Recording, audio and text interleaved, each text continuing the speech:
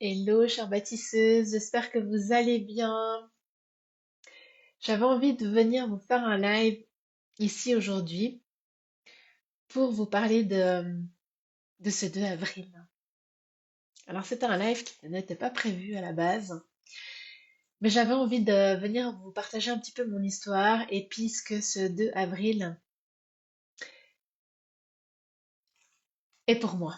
C'est une date très importante à mon cœur. J'avais envie de venir vous partager un petit peu un bout de mon histoire et aussi de vous amener à une certaine réflexion. Et puis j'ai une petite surprise à la fin de ce live. Alors, vous m'excuserez, je suis en phase de tomber malade, j'ai un gros rhume, du coup j'espère que je vais être compréhensible et que je vais pas devoir me moucher. Voilà, je regarde si j'ai des mouchoirs. Enfin bref.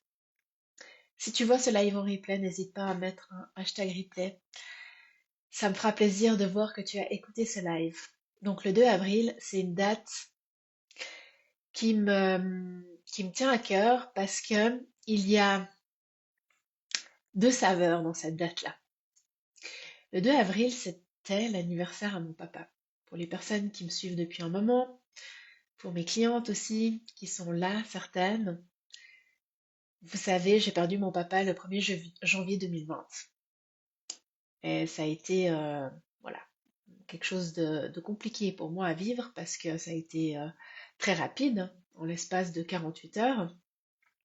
Et je m'y attendais pas du tout. Mon papa, c'était quelqu'un, c'était un peu mon pilier, on va dire, surtout pour l'entrepreneuriat. Et j'étais pas encore entrepreneur quand il est décédé. Mais c'est vrai que il venait d'être à la retraite. Lui a été aussi entrepreneur. Il a une grande entreprise où voilà, il avait vraiment cette vision aussi du nouveau monde, je dirais. C'était quelqu'un de très spirituel aussi.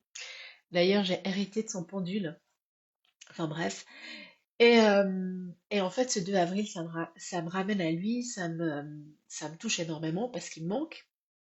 Et bah, des dates comme ça, qui sont clés quand les personnes sont parties, ça nous rappelle en fait leur présence. Donc, et j'en parle avec beaucoup d'émotion, c'est toujours une date qui est, on va dire, entre deux teintes. Pourquoi? Parce que ce 2 avril aussi, c'est le jour où, avec mon amoureux, donc mon mari Cyril, on a conclu, entre guillemets, ça faisait quelques semaines qu'on se tournait autour et qu'on se connaissait, et c'est là où on est sortis ensemble.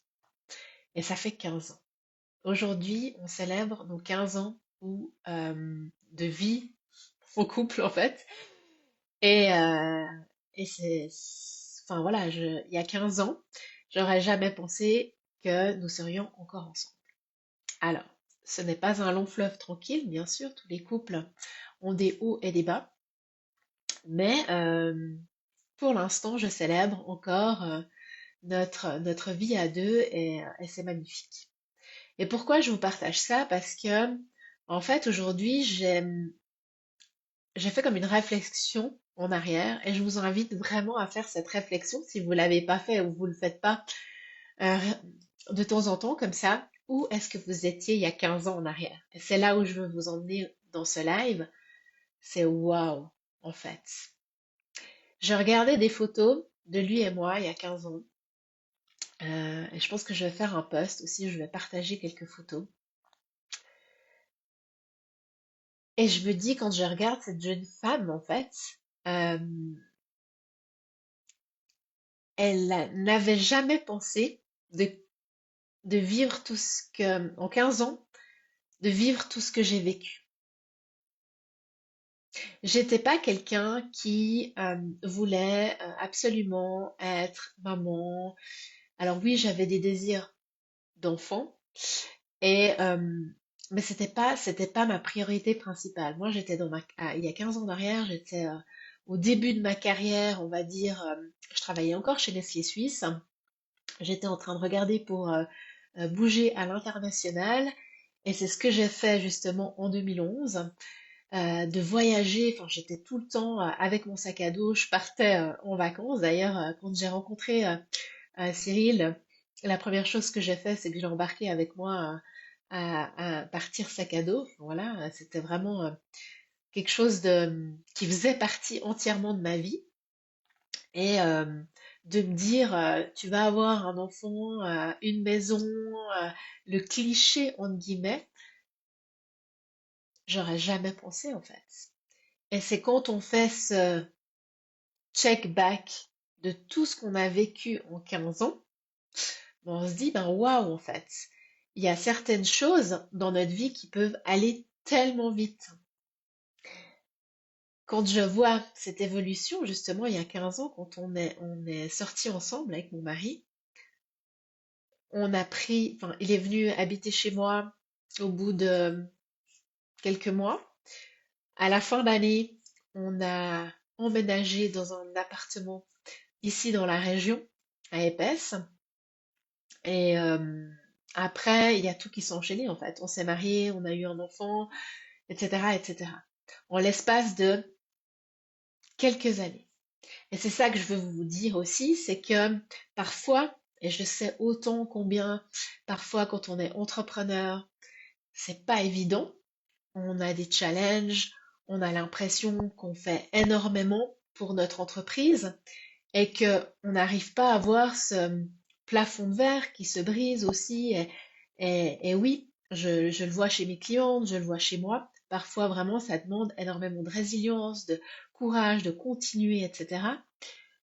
Mais en fait, parfois, ça peut aller tellement vite. Donc aujourd'hui, peut-être que c'est compliqué, mais demain, vous rencontrez l'homme de votre vie, vous avez votre entreprise qui explose et après, c'est exponentiel. Donc c'est ça que je voulais vous partager aujourd'hui parce que on sous-estime souvent. Et ça, je me souviendrai, une de mes mentors m'a toujours dit au début que j'ai commencé l'entrepreneuriat, on surestime ce qu'on fait en une année, mais on sous-estime ce qu'on peut faire en 10 ans. Et c'est vraiment ça.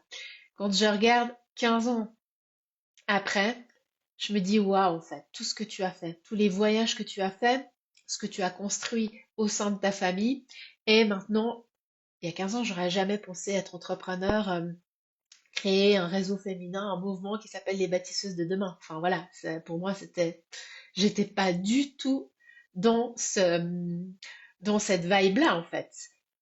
Et je me dis, ben waouh, dans 15 ans, comment ça va être? Qu'est-ce qu'on aura encore toutes créé en fait? Toutes les femmes qui sont ici au sein de ce groupe Facebook et toutes les femmes que j'accompagne qui font partie du cercle des bâtisseuses, mais qu'est-ce que vous aurez créé dans 15 ans en fait? Et c'est ça que j'ai envie que vous ressortez avec ça, parce que j'ai tellement hâte en fait de voir tout ce qui va se créer. J'ai tellement hâte. Et pour ça, pour ces 15 ans que je célèbre avec mon mari, j'avais envie de faire un cadeau à toutes celles qui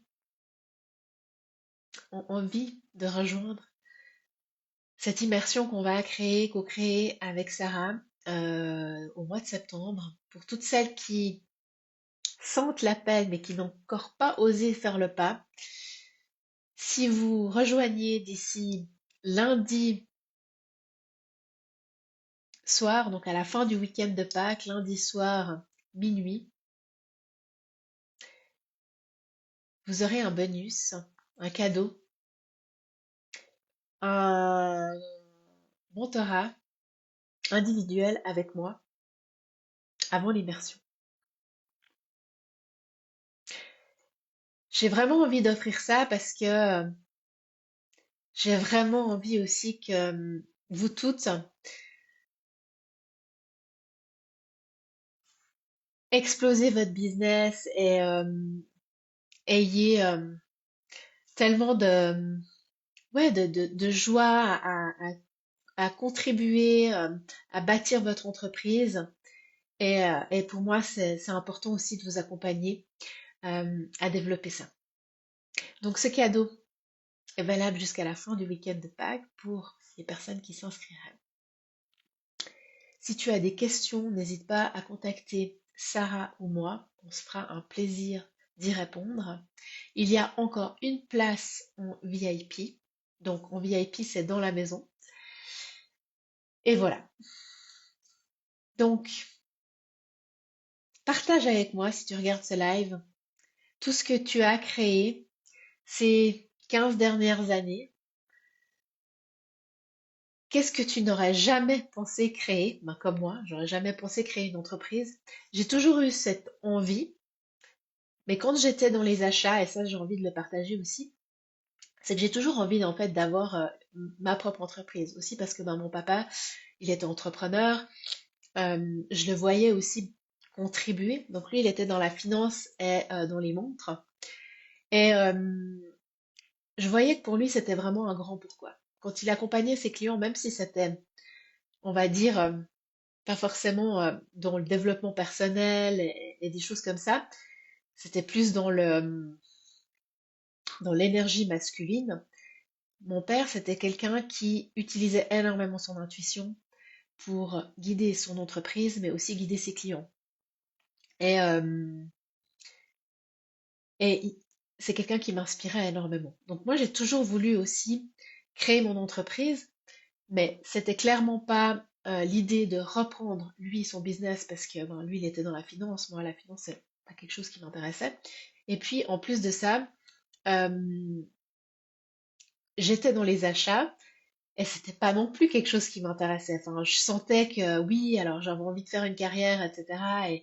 Et c'est ce que j'ai fait pendant plusieurs années, mais ça m'appelait pas assez pour être entrepreneur.